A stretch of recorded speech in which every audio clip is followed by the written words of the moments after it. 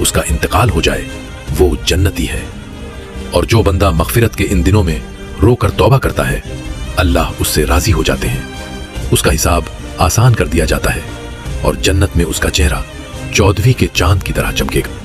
لیکن اگر گناہ معاف ہو گئے تو پھر تیسرا عشرہ نجات کیوں؟ اگر بخشش مل گئی تو پھر آگ سے بچنے کی بات کیوں کی جا رہی ہے؟ تیسرا عشرہ، عشرہ نجات، جہنم کی آگ سے آزادی کے 10 دن۔ سوال یہ ہے اگر رحمت مل گئی، مغفرت ہو گئی، پھر نجات کیوں؟ اس لیے کیونکہ معافی مل جانا اور ہمیشہ کے لیے محفوظ ہو جانا دونوں الگ باتیں ہیں۔ مغفرت کا مطلب ہے گناہ مٹا دیے گئے اور نجات کا مطلب ہے اتقم من النار، یعنی جہنم سے ہمیشہ کے لیے خلاصی کا پروانہ مل جانا۔ اور اسی عشرے میں چھپی ہے لیلۃ القدر، ایک ایسی رات جو 1000 مہینوں سے بہتر ہے۔ قرآن میں آتا ہے لیلۃ القدر خیر من الف شہر، یعنی 83 سال سے زیادہ عبادت کا ثواب صرف ایک رات میں۔ اس رات فرشتے اترتے ہیں اور روح القدوس جبریل علیہ السلام بھی اللہ کے حکم سے زمین پر آتے ہیں۔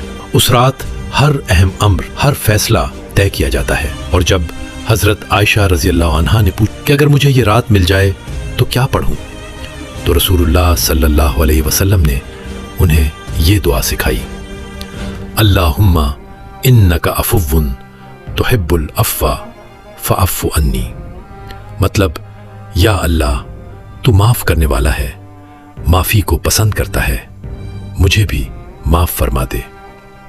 سوچئے اگر یہ رات آج ہو تو کیا آپ تیار ہیں؟ سب سے اہم سوال، لیلۃ القدر آخر آتی کب ہے؟ رسول اللہ صلی اللہ علیہ وسلم نے فرمایا لیلۃ القدر کو رمضان کے آخری 10 دنوں کی طاق راتوں میں تلاش کر، یعنی یہ رات عام طور پر ان راتوں میں ہوتی ہے، 21ویں رات، 23ویں رات، 25ویں رات، 27ویں رات، 29ویں رات۔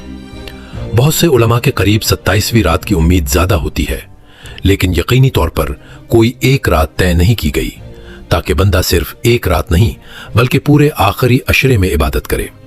اس لیے سمجھ لیجئے اگر آپ صرف 27ویں کا انتظار کریں گے تو شاید آپ چوک جائیں۔ اصلی حکمت یہی ہے، آخری 10 راتوں میں جاگیے، ہر طاق رات کو قیمتی سمجھیے، کیونکہ کیا پتا آپ کی مغفرت اور نجات اسی رات لکھی جا رہی ہو۔ حدیث قدسی میں آتا ہے کہ اللہ فرماتے ہیں کون ہے جو مجھ سے مانگے تو میں اسے دوں، کون ہے جو مجھ سے معافی مانگے تو میں اسے معاف کروں۔ اور جب بندہ سجدے میں گر کر گڑ گڑاتا ہے تو اللہ اپنے فرشتوں کے سامنے اس پر فخر کرتے ہیں۔